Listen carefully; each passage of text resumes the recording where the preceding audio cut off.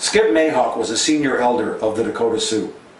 He was a man of small physical size, no more than 5'6" or so. On an October evening in 2001, I was in my hotel room in Portland, nervously preparing to deliver a lecture at Portland State University. That became my video, The Truth and Lies of 9/11. I was scared beyond words. I knew the moment was a huge one and that the words that I would speak that night would be important. It was apparent that the United States government and our economy was in the hands of criminals. It was apparent that the United States government had no honor. And it was painfully apparent to me that it was totally corrupt economics that lay it as the root cause of everything that was going so haywire. The attacks of 9/11 were little more than a month old and fear was rife in the air. I was close to being overcome by a sense of inadequacy, sure that I was not up to this task. I was almost finished getting dressed and there was a knock on my hotel room door. I wasn't expecting anybody. I opened the door to see Skip standing quietly with his unbelievably powerful gaze. He was wearing the same native hat that you see in this picture I took of him right before his death in 2003. "My name is Skip Mayhawk," he said. "I'm going to be your second cameraman tonight." I had no knowledge of this, but he knew Dmitry Deslos, the student organizer who had arranged the speech. He carried a video camera on a tripod, and yet there was this power about him that I can remember to this day. It compelled me to trust and, above all, to listen. Skip stood calmly with his back to the wall of my small room as I finished getting dressed. I was trying to tie my tie nervously. He told me his story, the source of his power. Skip Mayhawk had served with the U.S. Army's 101st Airborne Division in Vietnam in 1968 in a place called the Ah Sha Valley, where some of the bloodiest and most remembered battles of the war had taken place. Matter of factly, as though he was thinking out loud, Skip told me that he had been awarded the U.S. Congressional Medal of Honor for his actions in the Ah Sha. And then he said that he had refused to accept the decoration because he was fighting in an unjust war. I let that sink in. There was not the slightest doubt or hesitation anywhere in his voice. It was calm, matter of fact. His refusal to accept the decoration was something a real warrior just could not and would not do, because what every real warrior seeks is an honorable fight in an honorable war, and to fight bravely in that fight.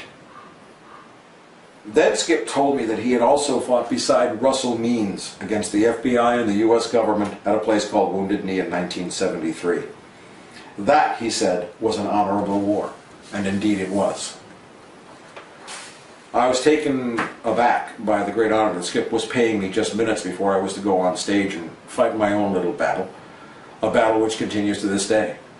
I needed to learn from him. I had so many questions. His presence and his words began to calm me, and I kept looking at my watch. I was taking the stage in just a little over an hour. After some thought, I asked Skip, why is it that we can hate war so much and yet love the warriors? He did not hesitate. He said there was a time when war was about bravery. There was a time when war was about honor.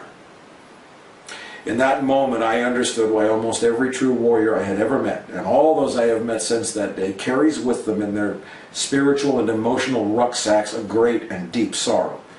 They have all behaved with honor in the face of death, but most of them have never been given an honorable or just war in which to fight. Skip's photo hangs, along with a dream catcher he made for me, above my bed. In 2010, a former member of SEAL Team 6 stood in my bedroom in Culver City as I pointed to Skip's picture and told the story. The SEAL cried openly, revealing his pain and the pain shared by tens of thousands of Shamar Thomases and SEAL Team members and Green Berets and soldiers and sailors and Marine Corps and airmen who have devoted their lives to being honorable warriors without once being offered the chance to fight in a just war. And what all of them carry in their hearts is the sadness at all the dishonorable, cowardly, and brutal atrocities that occurred in those wars that they served in. There is no difference between the soldiers, the sailors, the Marines, and the police department in this regard. What every good cop wants is an honest fight. But this ain't it.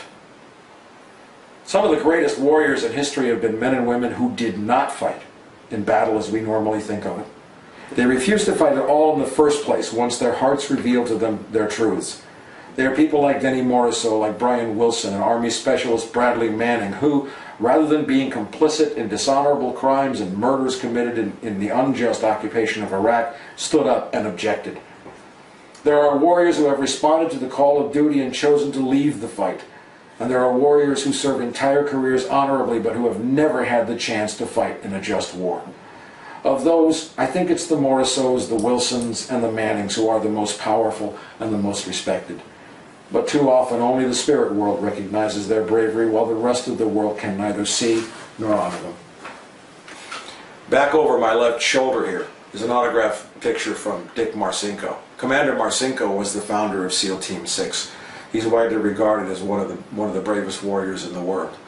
Above that is a picture that I'm very proud of me and retired U.S. Army Master Sergeant Stan Goff. Stan was from Special Forces. He had served in Delta and taught at West Point. He's one of the most brilliant writers I've ever met. What that picture shows is me and Stan Goff going through 2,000 pages of redacted Army records that had been given to us by Mary Tillman, the mother of former pro football star Pat Tillman, an Army Ranger who was killed in Afghanistan by friendly fire. There was a cover-up of that. It was a massive crime. And as a result of those papers, the brilliant writer Stan Goff and I, as publisher and editor From the Wilderness, were able to publish a 7-part series which exposed the cover-up and resulted in the disciplining of 3 general officers, 6 senior officers, and I believe the resignation of Donald Rumsfeld. I want to deliver a message to all the police officers around the world who have been supportive, to all the police officers around the world who have been helpful, who have shown restraint, who have expressed sympathy for the people that you are charged with protecting. Especially want to acknowledge the San Francisco police officers who wept in front of members of Occupy San Francisco as they were ordered to and complied with the orders to take the personal property, steal it, confiscate it from members of Occupy San Francisco. I want to give this message to every police officer anywhere in the world who sees what's being directed at us in this movement and feels sick at heart and sick at their stomach. Thank you. We recognize that, and I'm aware of many messages where the Occupy movement has had good, positive encounters with police, and I want to thank you for that. We appreciate that deeply. Now, you may be doing, those of you who fall into that category, may be doing your job, doing your duty, and it may be your sense of job security that keeps you doing things which you find disagreeable. But I have some news for you. At my website, CollapseNet, for more than the last year, we have documented month in and month out how hundreds of thousands of police officers around the world have been laid off due to budget cuts and austerity. In case you haven't noticed, the world economy is not getting any better. It can only go down from here. This is the collapse of human industrial civilization, and budgets are going to continue to be cut. So when the budget cuts come, you can bet that the first to be let go will be those showing any signs of honor, of compassion, of remorse, showing any signs of humanity, because the only ones that the infinite growth monetary paradigm can afford to pay will be the most ruthless, the most brutal, the sociopathic, and the psychotic. And the pressures are going to increase on both sides for you as you're in a very tough spot, because the world situation is going to deteriorate and the crowds with Occupy Wall Street are going to grow. And on the other side, the budget cuts are going to be looming, and you're going to be forced into a place where you have to go inside, sometimes on a daily basis, an hourly basis, or a minute-to-minute basis, and ask yourself, can I do this anymore? And there's going to be a lot of you who are going to be honorable, like the warriors I've tried to talk to you about today, who are not going to be able to do it, and you'll stop, you'll quit, and you'll join us, and you will bring a warrior's power and a warrior's honor with you when you do. To everybody out there, to every police officer in the world who's getting off on this, who likes swinging the stick, who likes wearing the gloves and pulling hair and running people over and pepper spraying people and beating us, to all of you guys, I got news for you too. You're the bad guys. And we live in an age now that's back to where it was in Vietnam. In Vietnam, we had cameras belonging to what was then a pretty free and independent media, bringing us back all the horrible images of the war, all of the crimes and the carnage. Well, we don't have any kind of a press like that anymore, but what we do have is what you see right now.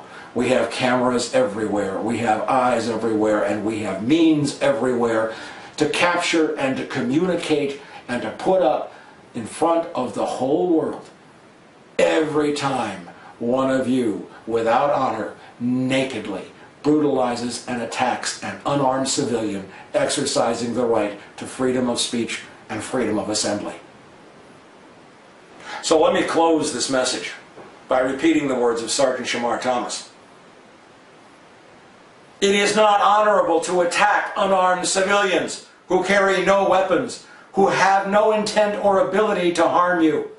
It is not honorable to suppress the right to freedom of speech and freedom of association.